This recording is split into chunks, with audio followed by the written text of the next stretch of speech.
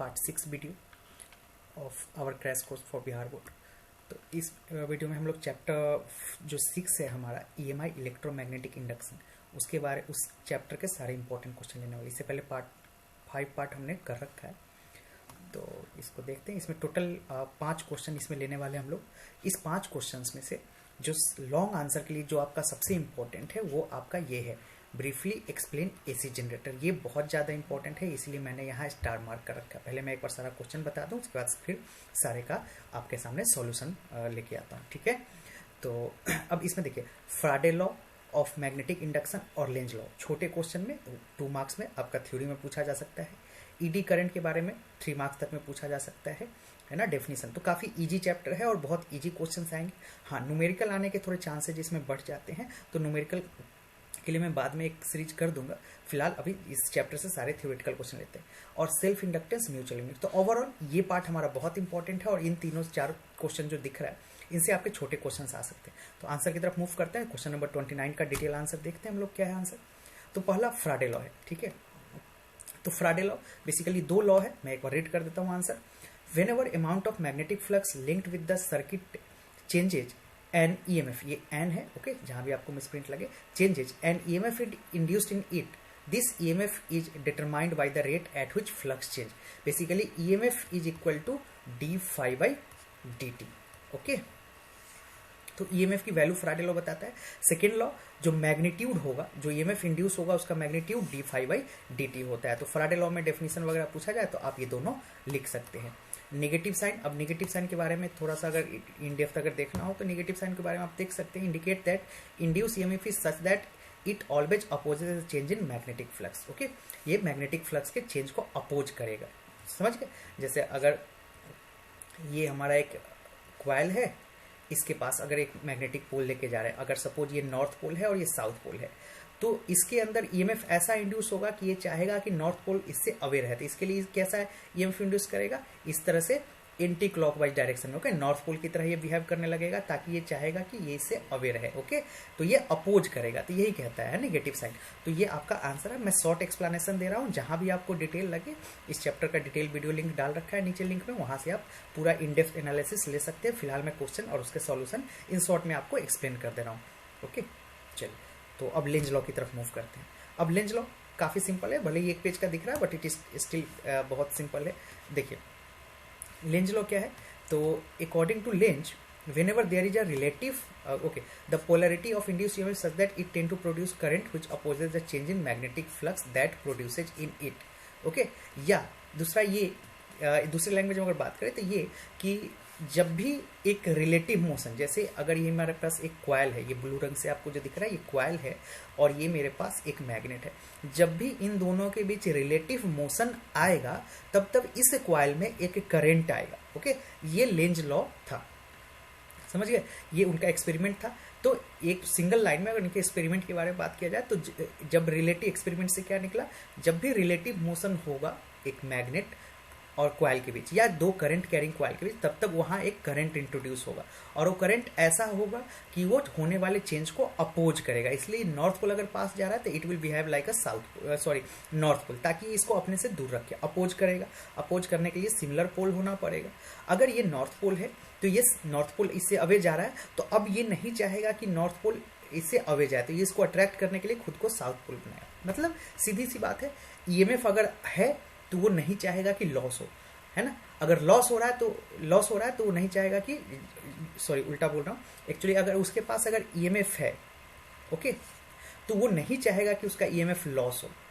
अगर EMF नहीं है तो वो फिर नहीं चाहेगा कि उसके पास EMF आए। मतलब अब बढ़ते हुए EMF को भी अपोज करेगा और घटते हुए भी EMF को अपोज करेगा, कंडीशन है इसमें। अगर इसके पास ऑलरेडी EMF था तो अब ये जब नॉर्थ पोल इससे अवे जा रहा है, ओके, नॉर्थ पोल, तो ये अपने आप को साउथ पोल की तरह बिहेव कर रहा है ताकि इसको अपनी ओर अट्रैक्ट करे। यहाँ पे इसके पास EMF नहीं था, तो ये नॉर्थ पोल जब इसके पास आ रहा था EMF बढ़ रहा था, तो ये इसको इस तरह से अपोज कर रहा था ताकि इसके अंदर EMF ना आए, ओके। तो सारे पे डिटेल वीडियो लेक्चर है। अभी फिलहाल इस वीडियो का पर्पस हमारा ये है कि सारे क्वेश्चन का मैं आपको डिटेल सॉल्यूशन प्रोवाइड करूँ। बाकी डिटेल तो सब कुछ दे रखा है, आप जहां भी लगे स्क्रीनशॉट ले लो और बाकी डिस्क्रिप्शन में लिंक दे रखा है। ये कुछ उससे रिलेटेड पॉइंट्स है जो आप याद रखो तो सही है। ऑब्जेक्टिव पॉइंट ऑफ व्यू से ये कुछ पॉइंट्स लिखा हुआ है। कि अगर velocity v1 v2 relative velocity होगा तो किस तरह से बिहेव करेगा, ये किस तरह से पोल बनाएगा, है ना। नॉर्थ पोल का मतलब ये देखो एंटी क्लॉकवाइज जा रहा है, ओके, और ये क्लॉकवाइज, तो थोड़ा सा ये ध्यान रखिएगा। नेक्स्ट क्वेश्चन की तरफ मूव करते हैं। नेक्स्ट क्वेश्चन जो हमारा था ईडी करंट। अब ईडी करंट पे आपको इतना ज़्यादा याद करने की जरूरत नहीं है, इसमें चाहो तो आप डेफिनेशन से आपका काम चल जाएगा। डेफिनेशन कितना है, तो ये इतना पोर्शन से आपका काम चल जाएगा। बाकी इन डेप्थ अगर पूरी चीज़ लिखोगे तो ठीक है। मैं एक बार रीड कर दे रहा हूँ। The current induced in a bulk process of conductor when magnetic flux linked with it changes are known as eddy current, okay. This current show both heating and magnetic effect. तो ये आपका eddy current अगर आता है 2 marks में तो आप simply eddy current लिख सकते हो। 3 मार्क्स में आएगा तो आपको कई बार पूछा जाता है कि आप ईडी करंट को कैसे कम कर सकते हो। तो ईडी करंट को कम करने का यहाँ पे, अब ये जो लास्ट के ये पॉइंट्स है ये इंपॉर्टेंट है, ऊपर का पैराग्राफ और ये आपका ज़्यादा इंपॉर्टेंट है, इसको आप ध्यान से देख लेंगे। कैसे ईडी करंट को मिनिमाइज करते हैं, तो minimize by using lamination of metal to make a metal core, और सेकेंड है कट एक्रॉस, ओके, उस तरह का ये प्लेट होता है, ओके, इस तरह के प्लेट के क्रॉस इस तरह से एक कट लगा देते हैं, ओके। तो कट लगाने से मिनिमाइज होता है। तो मिनिमाइज करने का भी दोनों मेथड याद रखिएगा, ऑब्जेक्टिव में भी पूछा जा सकता है और सब्जेक्टिव में भी। दूसरा जो उसी में पूछा है कि ईडी करंट का यूज क्या है, ओके, ईडी करंट का यूज क्या है। तो यूज आप एनसीईआरटी में अगर देखेंगे तो ये बहुत डिटेल में एक्सप्लेनेशन दिया है। बाकी आप इस तरह से चारों पॉइंट भी लिख देंगे तो आपका चल जाएगा। Electromagnetic damping, induction furnace, electric power meter, magnetic braking in electronic trains, okay. तो ये आपका चारों यूज है। तो ईडी करंट में आप इतना पॉइंट अगर याद रखेंगे तो आप आंसर करके आ जाएंगे जो भी क्वेश्चन आपके एग्जाम में। उसके बाद है म्यूचुअल इंडक्टेंस और सेल्फ इंडक्टेंस। इस पे मैं एक बार आप स्क्रीनशॉट अगर लेना चाहो तो ले सकते हो। मैं इन शॉर्ट म्यूचुअल और सेल्फ इंडक्टेंस को इन शॉर्ट एक्सप्लेन कर देता हूँ। बाकी इसमें डेरिवेशन पोर्शन की जब बात किया जाए तो इसमें आपसे डेरिवेशन पूछा जा सकता है, ओके। तो इन डेप्थ एनालिसिस चाहिए तो आप डिटेल वीडियो लेक्चर से कर लेंगे। बाकी आपको यहाँ पे मैं बता दूँ, ये रहा, ओके। तो ये म्यूचुअल इंडक्टेंस है, आप एक बार स्क्रीनशॉट इसका लेना हो तो रख सकते हो। बाकी फिर मैं इसको शॉर्ट में इन म्यूचुअल और सेल्फ इंडक्टेंस को एक्सप्लेन करूंगा। ये डिटेल डेरिवेशन है जिस पे मैं नहीं जा रहा, आप नीचे वो अगर डिटेल चाहिए तो आप वहां से पूरा डिटेल फास्ट फॉरवर्ड में देख सकते हैं चैप्टर वाले वीडियो से, ओके। तो ये आपका पूरा का पूरा मैग्नेटिक इंडक्शन का आंसर रहा। Basically, we are going to use in this series that I am just giving out all the important question with their solution and in short explanation, okay? तो बहुत डेप्थ में analysis हम लोग नहीं कर रहे हैं क्योंकि हमारा पर्पस है कि 7 से 8-10 वीडियो में आपको अच्छे से अच्छे 70-80 करीब 70-80 या 100 क्वेश्चन प्रोवाइड करना, ओके। तो आपको ये ना लगे कि कुछ चीज़ों को मैं बहुत ज़्यादा एक्सप्लेन नहीं कर रहा हूँ क्योंकि ऑलरेडी ये सब करा हुआ है और फिर वीडियो काफ़ी लंबा हो जाएगा, है ना। तो मैं बस पर्पस यही है कि सारे क्वेश्चन का एक बार सॉल्यूशन के साथ इंपॉर्टेंट क्वेश्चन मैं आपको बता दूँ, बाकी सब तो पढ़ा ही आप देख लो, और जहाँ इजीली छोटे छोटे एक्सप्लेनेशन है काम की वो चीज़ें मैं आपको बताते चलूँगा। तो ये सेल्फ इंडक्टेंस का नोट्स है।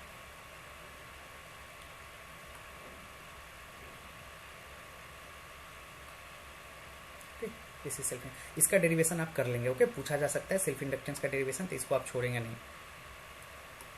तो यहाँ पे कुछ डिटेल में लिखा हुआ, आगे चलते हैं। एसी जनरेटर, अब ये जो है, अब अच्छा पहले मैं सेल्फ इंडक्टेंस म्यूचुअल इंडक्टेंस आपको बता देता हूँ, फिर मैं आपको ये एसी जनरेटर की बात करूँगा। तो सेल्फ इंडक्टेंस में सीधी सी बात होती है कि जैसे अगर एक कॉइल या सोलेनॉइड अपने पास है, उसमें मैं करंट, एक्सटर्नल करंट प्रोड्यूस कर रहा हूँ, तो ये सोलेनॉइड खुद में एक एक्सटर्नल जो हमने करंट प्रोवाइड किया है उसके अपोज करने के लिए एक ईएमएफ इंड्यूस करेगा, जिसको बोलते हैं सेल्फ इंडक्टेंस।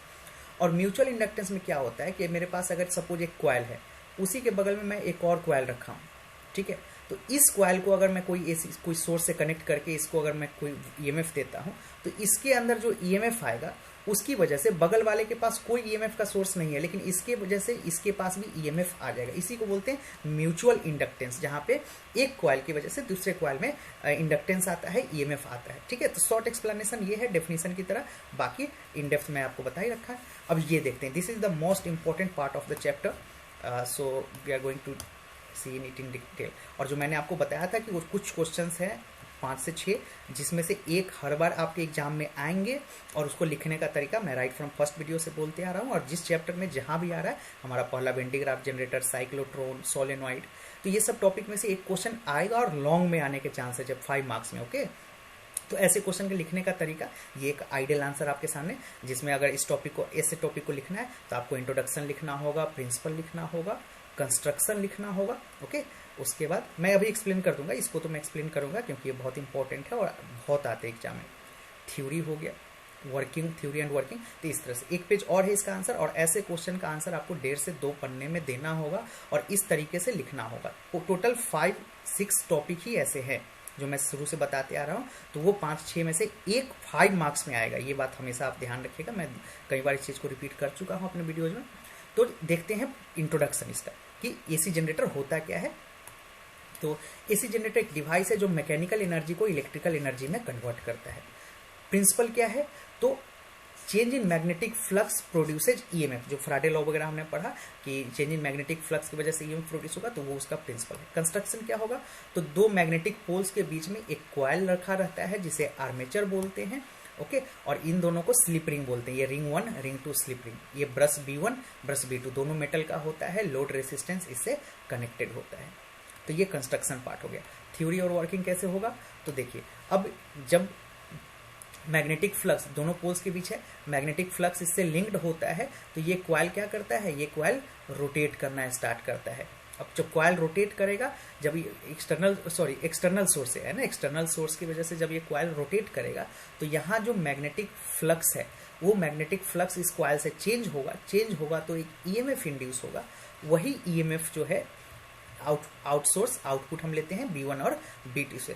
अब इसमें AC क्यों बोला गया, क्योंकि एक हाफ के बाद EMF का करंट का जो डायरेक्शन इसमें है वो चेंज हो जाता है, इसे ऑल्टरनेटिंग बोला गया, ऑल्टरनेटिंग करंट। ये जो करंट प्रोड्यूस करता है वो ऑल्टरनेटिंग नेचर का होता है। तो यहाँ पे थ्योरी और वर्किंग वगैरह इसका पूरा लिखा हुआ है, आप पॉइंट वाइज आप रीड करके चाहे तो अपने लैंग्वेज में लिख सकते हैं, बट रिप्रेजेंटेशन सिमिलर होना चाहिए। और ये थोड़ा सा उसका डिटेल में एक बार मैं बता दूँ। अब देखो, अब इसमें होता क्या है कि फ्लक्स जो होगा, चूंकि फ्लक्स जनरेट होगा, हमने क्या बताया, जब वो कॉइल घूमेगा तो फ्लक्स जनरेट होगा, वो कितना होगा, NVA cos थीटा, और थीटा को हम लोग ओमेगा टी भी लिख सकते हैं, angular displacement equal to angular velocity into time. जब ऐसा लिखेंगे, अब हम लोग क्या जानते हैं, ईएमएफ की वैल्यू जानते हैं d∅/dt from Faraday law. Okay, d∅/dt, phi हमने पिछले अभी निकाला, उस फाई को यहाँ पुट करेंगे तो ये आएगा, फिर डिफ्रेंशिएट करेंगे अपन तो यहाँ साइन ओमेगा टी आएगा, तो ये ईएमएफ रहा। ओके, तो साइन ओमेगा टी अगर मैक्सिमम वैल्यू चाहिए तो sine omega T maximum value क्या होता है, +1। तो साइन ओमेगा टी को अगर +1 रखे तो ईएमएफ NBA ओमेगा आएगा। ओके, तो ये हमारा रहा एसी जनरेटर। तो this is all about from chapter number 6। तो नेक्स्ट वीडियो में हम लोग, अब अगले वीडियो में हम लोग एसी अल्टरनेटिंग करंट चैप्टर है और EM वेव का कंबाइंड लेक्चर लेंगे। ओके, तो टोटल कोशिश करूंगा 3-4 पार्ट और आएगा और आपका खत्म हो जाएगा। कोशिश ये है कि 26 जनवरी से पहले मैं आपका सारे चैप्टर का इंपॉर्टेंट क्वेश्चन दे दूँ। तो इस वीडियो में हमने टोटल आपको हमारा देख लेता हूँ एक बार मैं, कितने क्वेश्चन हो गया आपका, टोटल 32 क्वेश्चन हो गए। तो करीब 7-8 क्वेश्चन और आपका एसी EM वेव से। तो फर्स्ट पार्ट से वही आपका 40-45 क्वेश्चन आपका पार्ट 1 बुक से मैं देने वाला हूँ, जिसमें से 32 आपका हो गया, और लगभग इतना ही 30 क्वेश्चन के अप्रॉक्स आपका पार्ट 2 से मैं दूंगा। ओके, पार्ट 2 से तो टोटल 75 टू मैंने बोला था 80